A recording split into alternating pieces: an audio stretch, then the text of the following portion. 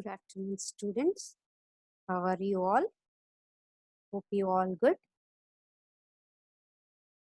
Yeah, today we will start our online class regarding corporate environment subject. ಇವತ್ತು ನಾವು corporate ಎನ್ವಿರಾನ್ಮೆಂಟ್ಗೆ ಸಂಬಂಧಪಟ್ಟಂತಹ ಮತ್ತೊಂದು online class ಅನ್ನ ಪ್ರಾರಂಭ ಮಾಡೋಣ. ಅದಕ್ಕೂ ಮುಂಚಿತವಾಗಿ ಈಗ ನೀವು ಈ ಸ್ಕ್ರೀನ್ ಅಲ್ಲಿ ಕಾಣ್ತಾ ಇದ್ದೀರಾ, ಈ ಸ್ಕ್ರೀನ್ ಅಲ್ಲಿ ಏನು ಕಾಣಿಸ್ತಾ ಇಲ್ಲ. ಕೆಲವೊಂದು ಚಿತ್ರಗಳನ್ನ ನಾನು ತೋರಿಸೋದಕ್ಕೆ ಇಷ್ಟಪಡ್ತೇನೆ. ಆ ಚಿತ್ರಗಳನ್ನ ನೋಡಿದ ತಕ್ಷಣವೇ ನಮಗೆ ಒಂದು ಐಡಿಯಾ ಬರಲು ಪ್ರಾರಂಭ ಆಗುತ್ತೆ. ಆ ಐಡಿಯಾದ ಅನುಸಾರವಾಗಿಯೇ ನಾವು ಇವತ್ತು ಆನ್ಲೈನ್ ಕ್ಲಾಸ್ ಅಲ್ಲಿ ಚರ್ಚಿಸಲ್ಪಡುವಂತಹ ವಿಷಯದ ಬಗ್ಗೆ ಒಂದು ಸುಳಿವು ಸಿಗುತ್ತೆ. Okay, we will start with our hints. As you look at this picture, there are some words. It is a picture where it depictures the gate has been locked out. Some people are waiting outside of the gate. ಹೌದಾ? ಕೆಲವು ವ್ಯಕ್ತಿಗಳು gate ಬೀಗ ಹಾಕಿದ್ದಾರೆ, ಅದರ ಒಳಗಡೆ ಏನ್ ಮಾಡ್ತಾ ಇದ್ದಾರೆ? ವೇಟ್ ಮಾಡ್ತಾ ಇದ್ದಾರೆ. ಅದಾದ ನಂತರ ಮಗದೊಂದು ಇಲ್ಲಿ ಕೂಡ ಏನಿದೆ, ಈ ಗೇಟ್ ಅಲ್ಲಿ ಕ್ಲೋಸ್ ಅನ್ನುವಂತಹ ಒಂದು ನಾಮಫಲಕವನ್ನ ನಾವು ನೋಡೋದಕ್ಕೆ ಸಾಧ್ಯ ಇದೆ ಅಲ್ವಾ? ಹೀಗೆ ಮತ್ತೊಂದು ಚಿತ್ರದಲ್ಲೂ ಕೂಡ ನಾವು ಅದೇ ತರಹದ ಒಂದು ಚಿತ್ರಣವನ್ನ ಕಾಣ್ತಾ ಹೋಗ್ತೀವಿ. ಈ ಮೂರು ಚಿತ್ರಗಳನ್ನ ನಾವು ಅವಲೋಕಿಸಿದಾಗ ನಮಗೆ ಒಂದು ವಿಚಾರ ಬರುತ್ತೆ. ಈಗ ನಾವು ಚರ್ಚಿಸುತ್ತಿರುವಂತಹ ಸಬ್ಜೆಕ್ಟ್ ಯಾವುದು? Corporate environment. ಕಾರ್ಪೊರೇಟ್ ಎನ್ವಿರಾನ್ಮೆಂಟ್ ಅಂದಾಗ ಒಂದು ಸಂಸ್ಥೆಯ ಪರಿಸರದ ಬಗ್ಗೆ, ಅಂದ್ರೆ ಒಂದು ಸಂಸ್ಥೆಯ ಪರಿಸರದ ಬಗ್ಗೆ ಒಂದು ಅವಲೋಕನವನ್ನ ಮಾಡ್ತಾ ಇದ್ದಾಗೆ ಈ ಚಿತ್ರಣಗಳು ಆ ಸಂಸ್ಥೆಯ ವಿಷಯಕ್ಕೆ ಸಂಬಂಧಪಟ್ಟಂತಹ ವಿಷಯ ವಸ್ತು ಇದಾಗಿದೆ ಅನ್ನೋದನ್ನ ನಾವು ಆಲೋಚಿಸಬೇಕಾಗತ್ತೆ. ಅದಕ್ಕೆ ಸಂಬಂಧಪಟ್ಟ ಹಾಗೆ ಇದುವರೆಗೂ ನಾವು ಒಂದು ಸಂಸ್ಥೆ ಅಂದರೇನು, ಆ ಸಂಸ್ಥೆಯನ್ನ ಹೇಗೆ ಹುಟ್ಟು ಹಾಕೋದಕ್ಕೆ ಸಾಧ್ಯ, ಅಂದ್ರೆ ಕಾನೂನಾತ್ಮಕ ಅಸ್ತಿತ್ವವನ್ನ ನಾವು ಹೇಗೆ ತರೋದಕ್ಕೆ ಸಾಧ್ಯ ಇದೆ, ಆ ಕಾನೂನಾತ್ಮಕ ಅಸ್ತಿತ್ವ ತರುವುದರ ಜೊತೆಗೆ ಹೇಗೆ ಬಂಡವಾಳವನ್ನ ಸಂಗ್ರಹಣೆ ಮಾಡ್ತೀವಿ, ಆ ಸಂಗ್ರಹಣೆಗೊಂಡಂತಹ ಬಂಡವಾಳವನ್ನ ಯಾವ ಸರಕು ಸೇವೆಗಳ ಉತ್ಪಾದನೆಗಾಗಿ ಅದನ್ನ ನಾವು ಬಳಸ್ತಾ ಇದ್ದೀವಿ, ಅದರಿಂದ ಎಷ್ಟು ಪ್ರಮಾಣದ ಲಾಭ ಗಳಿಸ್ತಾ ಇದೆ, ಆ ಕಂಪನಿಯ ಹೆಸರು ಯಾವ ಮಟ್ಟದಲ್ಲಿ ಇದೆ ಎನ್ನುವುದನ್ನ ನಾವು ತಿಳ್ಕೊಳ್ತಾ ಬರ್ತೀವಿ, ಅದರ ಬೆಳವಣಿಗೆಯನ್ನ ತಿಳ್ಕೊಳ್ತಾ ಬರ್ತೀವಿ. There is a one saying that every activity has got its start and it need to be end at a time ಅಂತ ಹೇಳ್ತೀವಿ. ಅಂದ್ರೆ ಯಾವುದೇ ಒಂದು ಕೆಲಸ ಪ್ರಾರಂಭಿಕ ಹಂತ ಅಂತಾನೂ ಇರುತ್ತೆ, ಹಾಗೆ ಅದರ ಮುಕ್ತಾಯದ ಹಂತ ಅಥವಾ ಅದರ ಕೊನೆ, ಆರಂಭ ಮತ್ತು ಕೊನೆ ಎರಡು ಪದಗಳು ಒಂದು ನಾಣ್ಯದ ಮುಖಗಳಿದ್ದಂತೆ. ಯಾವುದು ಒಂದು ಪ್ರಾರಂಭ ಆಗಿರುತ್ತೋ ಅದು ಅಂತ್ಯಗೊಳ್ಳಲೇಬೇಕು ಅನ್ನುವಂತಹ ಒಂದು ಪರಿಪಾಠವನ್ನ ಕೂಡ ನಾವು ಇಲ್ಲಿ ಜನರಲ್ ಆಗಿ ತಿಳ್ಕೊಳ್ತೀವಿ. ಅದೇ ರೀತಿ ಯಾವುದೇ ಒಂದು ಸಂಸ್ಥೆ ಇಂತಿಷ್ಟು ಕಾಲಗಳವರೆಗೆ ಅಥವಾ ಎಷ್ಟೇ ದಿನಗಳಾಗ್ಬೋದು ಅದು ತನ್ನ ವ್ಯವಹಾರಗಳನ್ನ ನಡೆಸಿಕೊಂಡು ಹೋಗ್ತಾ ಇದ್ದರೂ ಕೂಡ ಕೆಲವೊಂದು ಸಂದರ್ಭದಲ್ಲಿ ಏನಾಗುತ್ತೆ, ಆ ಸಂಸ್ಥೆಯನ್ನ ಮುಚ್ಚುವಂತಹ ಪರಿಸ್ಥಿತಿಗಳು ಎದುರಾಗಬಹುದು. ಅಂದ್ರೆ ಮುಚ್ಚುವಂತಹ ಪರಿಸ್ಥಿತಿ ಅಂತ ಹೇಳಿದ್ರೆ ಏನ್ ಹೇಳ್ತೀವಿ, ಒಂದು ಸಂಸ್ಥೆಗೆ ಸಂಬಂಧಪಟ್ಟಂತಹ ಪದ ಅಂದಾಗ ಅದನ್ನ ಏನಂತ ಕರಿತೀವಿ?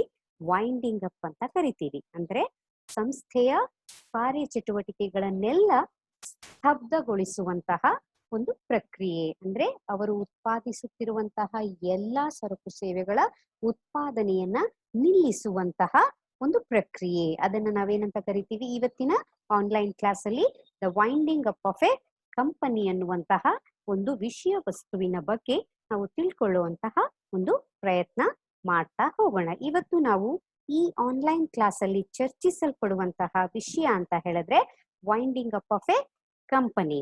ಈ ವೈಂಡಿಂಗ್ ಅಪ್ ಆಫ್ ಕಂಪನಿ,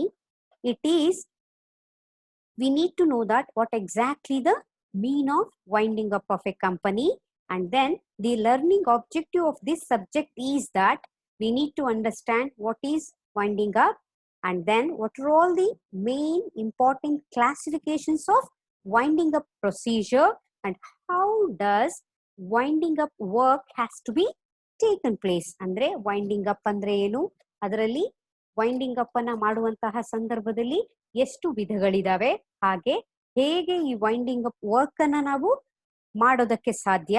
ಹಾಗೆ is winding up is same as bankruptcy. Winding ಅಪ್ಗೂ ಮತ್ತೆ ಬ್ಯಾಂಕ್ರಪ್ಸಿ ಅನ್ನೋದು ಎರಡು ಒಂದೇನಾ ಅಥವಾ ಬೇರೆ ಬೇರೆ ಅನ್ನೋದನ್ನ ತಿಳ್ಕೊಳ್ತೀವಿ. ಅದಾದ ನಂತರ we try to understand whether what exactly the mean of dissolution of a company.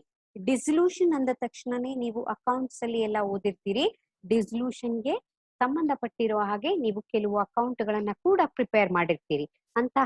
ಅದಕ್ಕೆ ಪೂರಕವಾಗಿ ಇಲ್ಲಿ ನಾವು we will try to know about that what exactly the mean of dissolution of a company, and then we do try to make a distinguish between the dissolution and winding up of a company. ಇಲ್ಲಿ dissolution ಗೂ ಮತ್ತೆ winding up of A ಕಂಪನಿಯ ಮಧ್ಯದಲ್ಲಿ ಇರುವಂತಹ ವ್ಯತ್ಯಾಸಗಳು ಏನು ಅನ್ನೋದನ್ನ ಕೂಡ ತಿಳ್ಕೊಳ್ಳುವಂತಹ ಒಂದು ಪ್ರಯತ್ನವನ್ನ ಮಾಡೋಣ.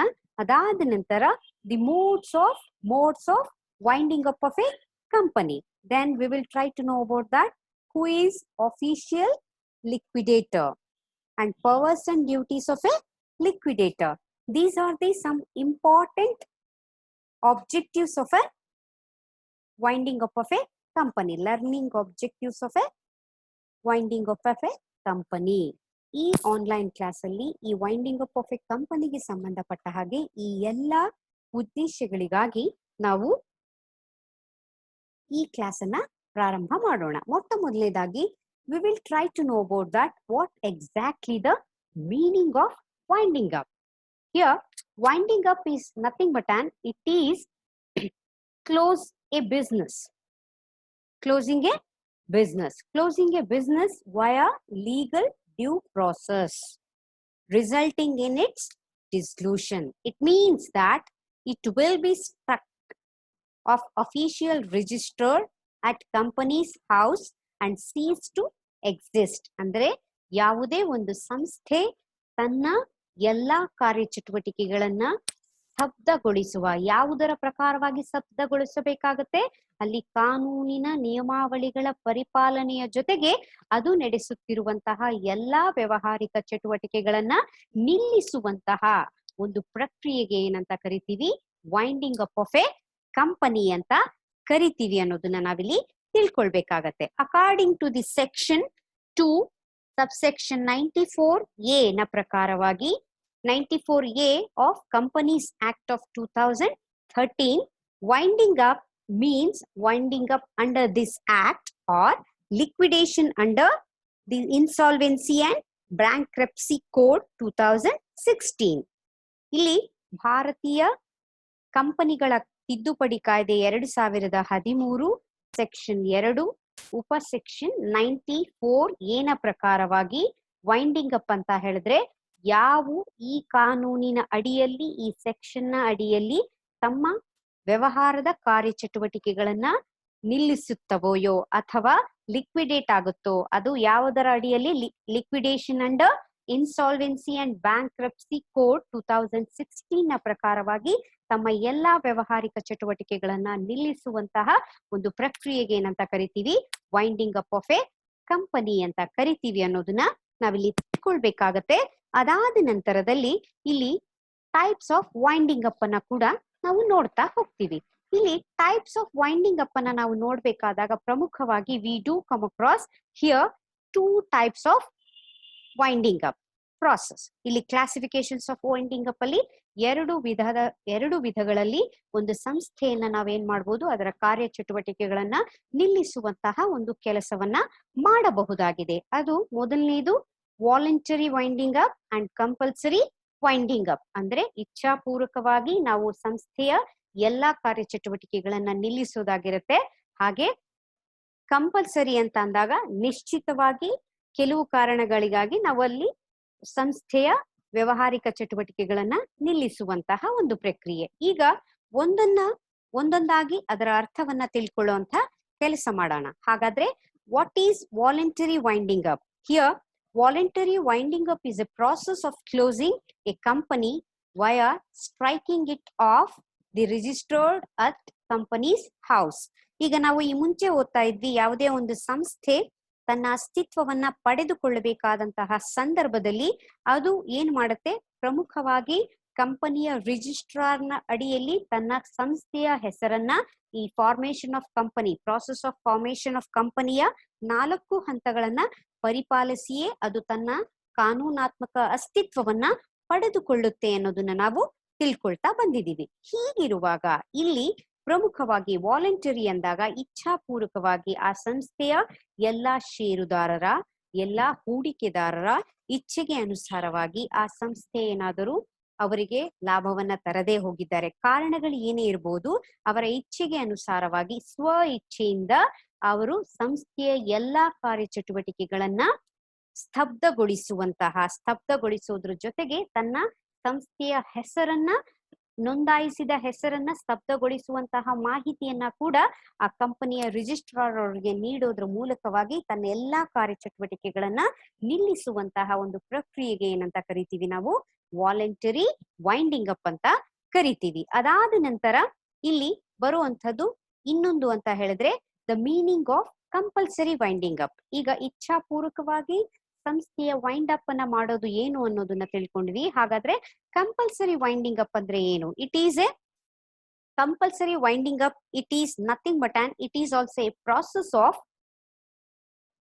process of being forcibly wound up by creditors via a winding up by petition.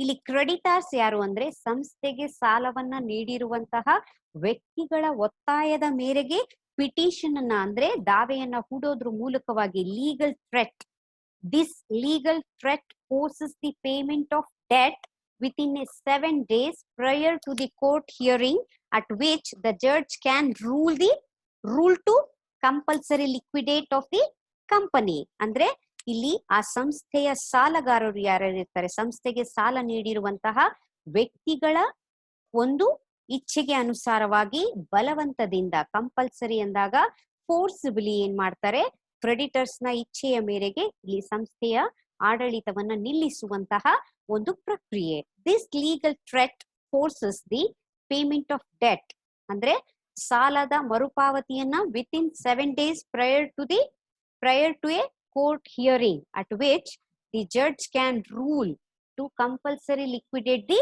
company. ಅದಾದ ನಂತರ ಇಲ್ಲಿ ಪ್ರಮುಖವಾಗಿ ನಾವು ಇದುವರೆಗೂ ವೈಂಡಿಂಗ್ ಅಪ್ ಅಂದ್ರೆ ಏನು ಅಂತ ತಿಳ್ಕೊಂಡ್ವಿ. What are all the important types of winding up ಅಲ್ಲಿ compulsory winding up and voluntary winding up ಅಂತ ಬರುತ್ತೆ.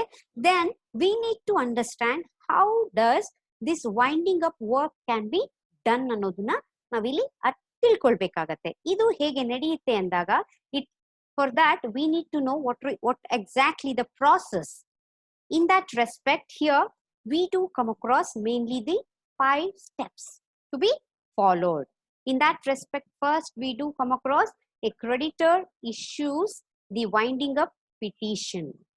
ಈಗಾಗಲೇ ಹೇಳಿದೆ ಕಂಪಲ್ಸರಿ ವೈಂಡಿಂಗ್ ಅಪ್ ಅಲ್ಲಿ a creditor plays a main role or an important role to get a company to be wind up ಅಂತ ಹೇಳ್ತೀವಿ. ಅಂದ್ರೆ ಕಂಪನಿಯ ಸಂಸ್ಥೆಯ ಎಲ್ಲಾ ಆಡಳಿತವನ್ನ ಅಥವಾ ಎಲ್ಲಾ ಕಾರ್ಯಚಟುವಟಿಕೆಗಳನ್ನ ನಿಲ್ಲಿಸೋದರಲ್ಲಿ ಪ್ರಮುಖ ಪಾತ್ರ ಯಾರು ವಹಿಸುತ್ತಾರೆ? ಕ್ರೆಡಿಟರ್ ಅವರು ವಹಿಸ್ತಾರೆ. ಯಾವುದ್ರ ಮೂಲಕ? ಇವರು A creditor issues the winding up petition. This is the one process. The next one, the company has just 7 days to object or appeal, to give an object or an appeal.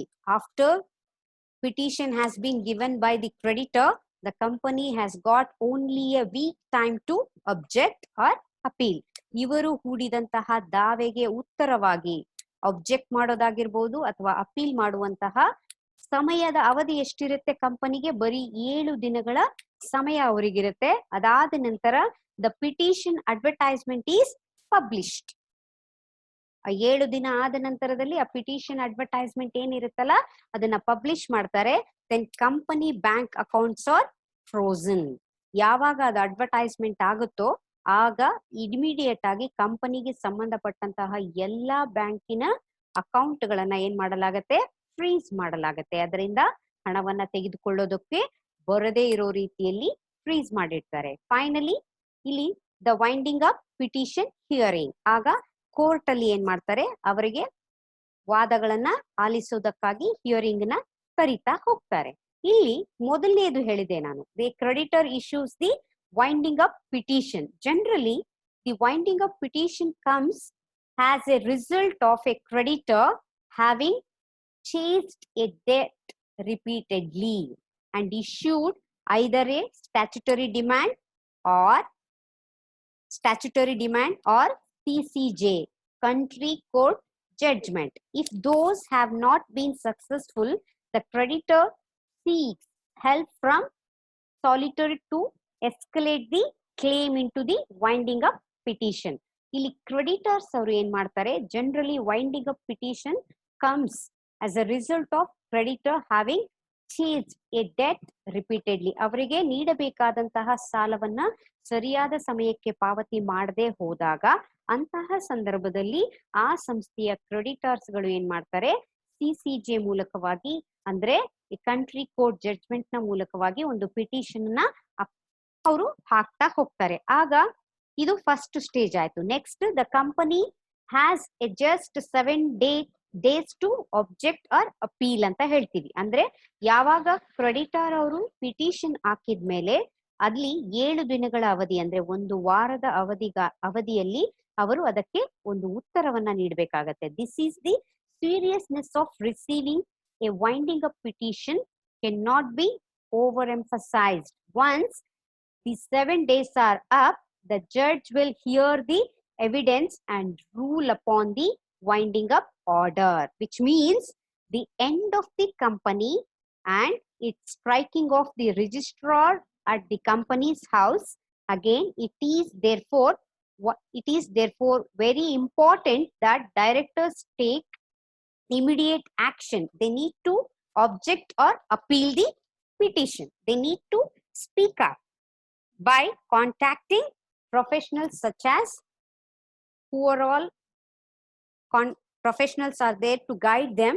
They need to take advice from their advisory department, and then it may be possible to appeal or stop or adjourn the petition, but the time is of the essence. Within 7 days only they need to be replied.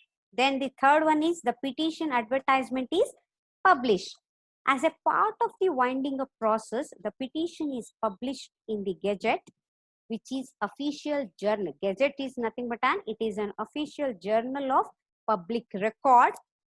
Not only will this affect your company reputation, since this information is widely available, but this advertisement triggers the bank to freeze the company accounts. Once the petition advertisement has been published, then automatically your company's bank accounts will get freeze. That is, the next one is company bank accounts are frozen. Even if the petition has been in error and you are mounting a credible defense, this is going to be prevent the continuation of your business. The banks do this to protect themselves, and it is possible to apply for a validation order to get this unblocked account, but it is nevertheless a very tricky situation for a business. They should not give a chance to bank. Account should not be freezed. And the last one is the winding up petition hearing. Here, on the day of the winding up petition hearing, the petitioner and the debtor will either attend themselves or send their representatives in their stand, and then the court will assess the circumstances of the case. They will discuss, and if the evidence is found to be credible, the rule up the winding up order, which means immediate compulsory liquidation. At this point, an officer receiver will take control of the company to make it winding up of all the activity. To perform the activities of a liquidation of a company, an officer has to be appointed, and then he will take care of He will have a control of the company while the director's power will cease. This is the process how a company winding up process can be done. In next class, we do discuss about is winding up is same as bankruptcy or not. ಇನ್ನು ಮುಂದಿನ ತರಗತಿಯಲ್ಲಿ winding up ಮತ್ತೆ bankruptcy ಎರಡು ಒಂದೇನಾ ಅಥವಾ ಬೇರೆ ಅನ್ನೋದರ ಬಗ್ಗೆ ತಿಳ್ಕೊಳ್ಳುವಂತಹ ಒಂದು ಪ್ರಯತ್ನವನ್ನ ಮಾಡೋಣ. Have A